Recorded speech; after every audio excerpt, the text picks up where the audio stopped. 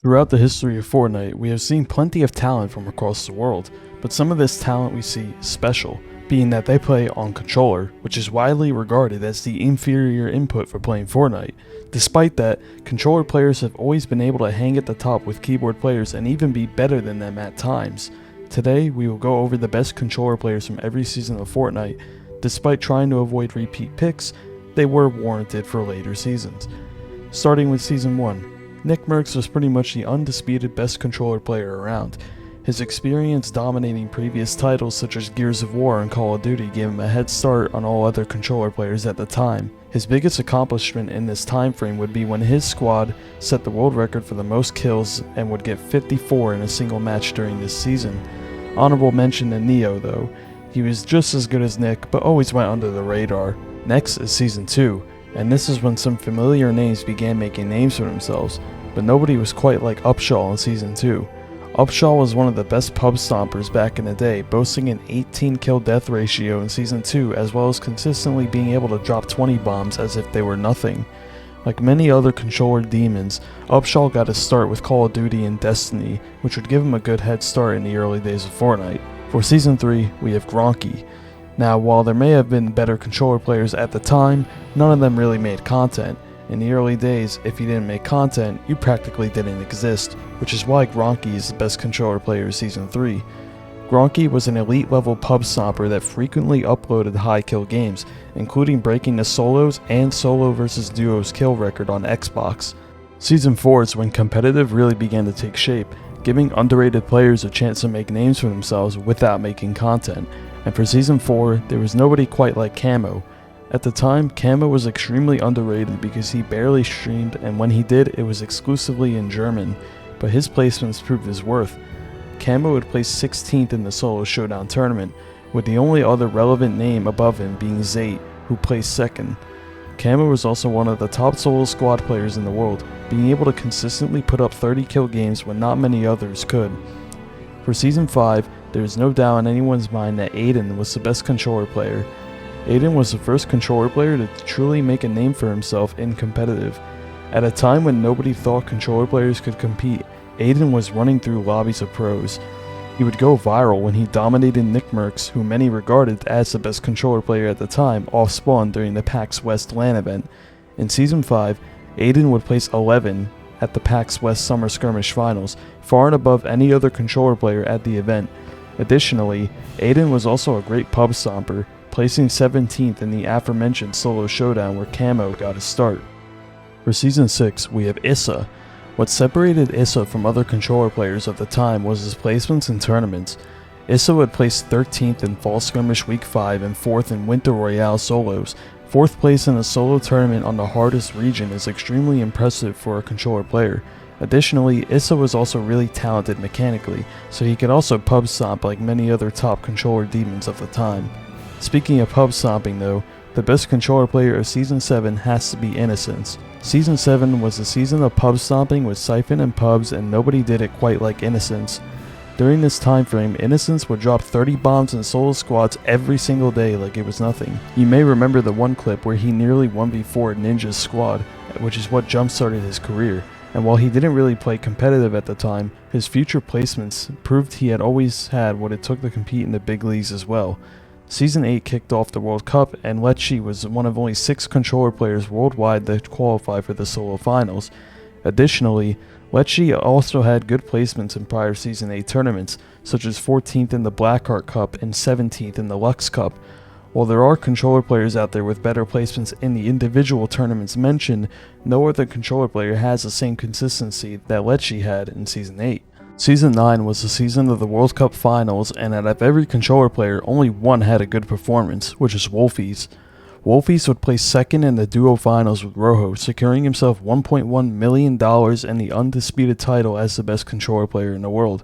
So while other controller players out there may have had better mechanics, his placements don't lie. I will group Season X and Chapter 2 Season 1 together as they were both absolutely dominated by Unknown. If Aiden pioneered controller in Fortnite, then Unknown revolutionized it. In Season X, Unknown would go on a Cash Cup tear, winning 3 out of the 7 solo Cash Cups that season and placing 6th in another. While he didn't qualify to FNCS in Season X, almost no controller players did either, and if they did, they didn't perform well. Though Chapter 2 Season 1 was where Unknown would peak and not only become the best controller player, but the best player in the game. Unknown would go on another Cash Cup tear, winning 3 of the 11 solo Cash Cups that season and being the only player to win more than one. Additionally, Unknown and his squad won FNCS, in big part due to Unknown's insane fragging ability. While the busted aim assist definitely helped him, Unknown was just also an insane fighter. His piece control and box fighting ability was way ahead of its time, especially for a controller player. Chapter 2 Season 2 was a season of controller, with Midas's drum gun, Sky's AR, and linear aim assist at its most broken, so it's no surprise that many controller players rose to the top of this season. This was a tough decision between Scoped and AV, but I think Scoped just barely wins out. Both of them had insane runs in Cash Cups, with multiple first places, though where they differentiate is in FNCS placements. While AV played much better in duos than Scoped, Scoped would play so much better in the solo invitational, so this really comes down to which you value more, solos or duos, and Scoped was a much better solo player, which is why I think he deserves this spot. Chapter 2 Season 3 saw the peak of one controller player, and that was Coop. While Coop may have not had the flashiest mechanics, he was really smart, which enabled him to get the absolute best placements of any controller player at the time. Coop would win both solo FNCS and the August 2020 DreamHack Open Solos tournament, securing his spot as the best controller player of Chapter 2 Season 3. Chapter 2 Season 4 was a beloved season among the community due to its loot pool and map. The potential of frag out was endless, and one player would rise above the rest through his fragging ability, and that was Day.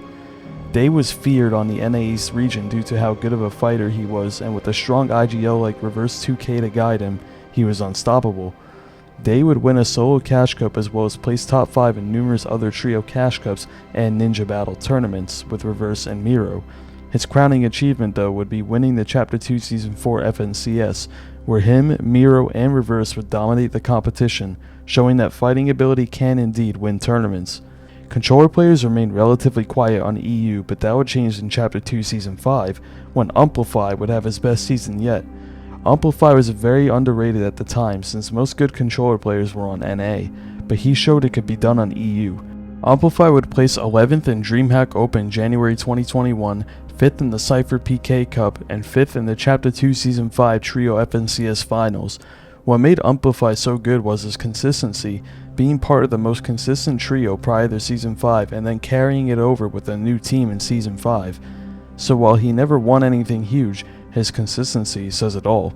Chapter 2 Season 6 would see the legendary Day Miro Reverse trio win yet again on NA, but this time it was Miro who was the clear star player. Miro along with this trio would place top 10 numerous times in Cash Cups throughout the season, including a win in the Week 3 DreamHack Cash Cup Extra. As for their FNCS win, Miro was the undisputed MVP, solo clutching so many points for his team when it mattered the most, which is why he deserves the top spot for Chapter 2 Season 6. Chapter 2 Season 7 was another tough choice with standout players like Qua and Okus, but I think Hoofishy deserves his spot. Hoofishy was pretty underrated at the time among controller players despite his insane mechanics and fragging ability. He additionally was able to place well in solo FNCS that season, getting 6th with Aspect and Kaz. While Hoofishy didn't do too hot in the solo invitational, he had some good Cash Cup placements along with his FNCS performance, which gives him this spot. Chapter 2 Season 8 just had Miro's name written all over it. Miro ended the season with multiple top 5 Cash Cup placements, first place in the FNCS Grand Finals, and first place in the Grand Royale. This would make Miro the first player to win back-to-back FNCS tournaments on NA East. As for what made him good, it was more of the same, with amazing mechanics, aim, and most importantly his solo clutch ability. And Chapter 3 Season 1 was more of the same, with Miro dominating this season as well. He would place top 5 in 6 different Cash Cups as well as win FNCS yet again, becoming the first player to win 3 FNCS tournaments in a row on NA East along with Bugha. Chapter 3 Season 2 would see the peak of Byla. Byla would have humble beginnings on console but would quickly become one of the best when he switched to PC. His mechanics and piece control were insane and it showed when he would dominate that season's FNCS with Peterbot. They would win by 50 points, only placing outside of the top 5 for one game on day 1, an absolute show of domination. Chapter 3 Season 3 saw the rise of Cam Cam was always in contention for the title of the best, but it was in Chapter 3 Season 3 where he truly peaked. Cam would win the Somerset Cup, Peacock Cup, top 5 multiple solo cash cups, with 2 of those being solo cash cup wins. Additionally, Cam would place 15th in FNCS finals with Narwhal. While other controller players did have better FNCS placements, there is no denying just how good Cam was at solos. Chapter 3 Season 4 was the first season in a while with no FNCS, but many players still showed great skill, and at this time, Pump was just different. Pump would place top 10 in 3 separate Elite Cup finals on NA East, as well as win 2 weeks of NA West Elite Cup finals in a row, despite being an East player. Additionally, Pump would place 7th at DreamHack Atlanta 2022 finals. His aim was so good for a controller player that pretty much his entire career has been filled with zenning accusations, so take it as you will. Chapter 4 Season 1 was very close between players such as Okus, Pump, and Cam, though D-Roller had a very good run in this season. While his placements in Elite Cup tournaments weren't as good, he had a very good run in FNCS finals, placing 4th overall with Jackson. Despite being very talented, he never seemed to get the respect he deserved for this placement, likely because he never made any content surrounding it. Chapter 4 Season 2 is when NA East and West finally merged and we could finally see if the best controller players in West had what it took to compete, though it would just be dishonest if the title for best controller player of the season didn't once again go to Miro. During this season, Miro would place top 5 in 3 separate duo cash cups as well as place 2nd in FNCS Grand Finals. It was at this point in Fortnite where Miro really pulled ahead of every controller player out there and was the only one who would compete with mouse and keyboard players. But that would change in Chapter 4 Season 3. I'm sure most of you have been waiting for his mention, but without a doubt the best controller player of this season was Reet. Reet has been one of the top controller players in the game since mid-2020, but he was not only high ping, but he played on NA West. So once the regions merged and Reet moved to Dallas for 0 ping, he could be unleashed. In this season, Reet would place 10th in FNCS Grand Finals as well as winning a duo Cash Cups. During his time on West, he was one of the most feared fighters in the game. Even players like Tayson were saying that he should just move to EU because he's being held back by NA, which really speaks to how good Reet is. Chapter 4 Season 4 was without a doubt Miro again. During this season, Miro didn't play much as is usual for him, but he won a duo Cash Cup, a solo Victory Cup, and of course, the 2023 FNCS Invitational LAN at Copenhagen. Weirdly enough, some people discredit this LAN because it was only 6 games, but there is no denying that Miro was simply the best player on the day there. Next is Chapter 5 Season 1 along with the OG season, and without a question the best controller player this season was Reet. Reet would place top 10 in 5 separate Cash Cups this season, including a first place in one of them. Along with this, he would place 4th in FNCS with Ritual, and while Season OG doesn't really count as a competitive season, setting the solo versus squads kill record in ranked is definitely noteworthy. Finally, we have Chapter 5 Season 2 and Season 3, which will be grouped together. The best controller player for both of these seasons was without a doubt Teeny. Teeny is a player from Slovenia that went viral not too long ago for creating the quote-unquote Teeny strat, whereby him and his duo would camp other teams' loot paths and surprise attack them. Since then though, Teeny has been putting on an absolute clinic over on EU, all while on controller, which is extremely impressive as controller players pretty much never place on EU. During these 2 seasons, Teeny placed 1st or 2nd in 9 different Cash Cups and Eval Cups. He would also place 2nd in both seasons' FNCS Grand Finals, which is just insane consistency. As of now, only 7 controller players are qualified to the upcoming Global Championship LAN taking place in Fort Worth, Texas, and of those controller players, Reet and Teeny are the clear standouts, so whoever wins this tournament will likely be the controller GOAT for the foreseeable future. If you enjoyed this video and would like to see similar content, then like, subscribe, follow my socials, and check out this video on the heartbreaking downfall of Mars OW.